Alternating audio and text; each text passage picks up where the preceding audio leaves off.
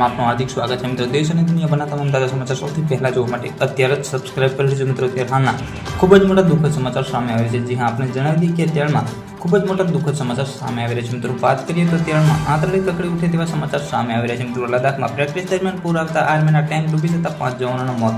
મળતી માહિતી મુજબ આપણે જણાવી દઈએ કે અત્યારમાં લદ્દાખથી દર્દનાક સમાચાર સામે આવે છે મિત્રો। લદ્દાખના દૌલતભાઈ ગોલ્ડી વિસ્તારમાં સેનાના જવાનો ટેન્ક સાથે પ્રેક્ટિસ કરી રહ્યા હતા મિત્રો। આ વિસ્તારમાં નદીના જળસ્તરમાં અચાનક જ વધારો થયો હતો। અચાનક આવેલા પૂરને અનેક લોકો ધોવાઈ ગયા હતા અને હવે સમાચાર એ છે કે 5 મૃત્યુ પામે છે મિત્રો। સંરક્ષણ અધિકારીઓ જણાવ્યું કે શુક્રવારે લદ્દાખમાં ટાંકી નદીને પાર કરાવવામાં આવી રહી હતી। જ્યારે વધુ માહિતી મુજબ આપણે પણ જણાવી કે રક્ષા મંત્રી રાજનાથસિંહ સહિતના સેનાના જવાનોના મોત પર શોક વ્યક્ત કર્યો છે મિત્રો। દેશની અનુકરણીય સેનાઓ ક્યારેય ભૂલી શકશે નહીં। ટ્વિટર પર લખ્યું હતું લદ્દાખની નદી પાર કરતી વખતે દુર્ભાગ્યપૂર્ણ અકસ્માત ભારતીય સેનાના 5 બહાદુર સૈનિકો ખૂબ જ દુઃખી છું મિત્રો। દેશ માટે આપણા બહાદુર સૈનિકોના અનુકરણીય સેવાના કારણે ક્યારે ભૂલી શકશે નહીં। શોકગ્રસ્ત પરિવારો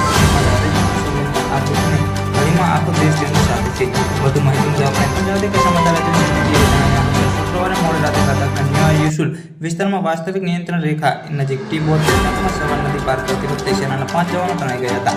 ગત માહિતી મુજબ આપણે પણ જણાવી કે તેમાં ડૂબી જવાથી આશંકિત રીતે અધિકારીઓ જણાવ્યું કે આ ઘટના અહીંથી 148 કિલોમીટર દૂર મંદિર પાસે એક કયાવત દરમિયાન બની હતી। અધિકારીઓએ જણાવ્યું હતું કે 5 સૈનિકોને લઈ જતી T-72 ટેન્ક નદી પાર કરતી વખતે અચાનક જ ડૂબી ગઈ હતી। બચાવ કામગીરી શરૂ કરી દીધી।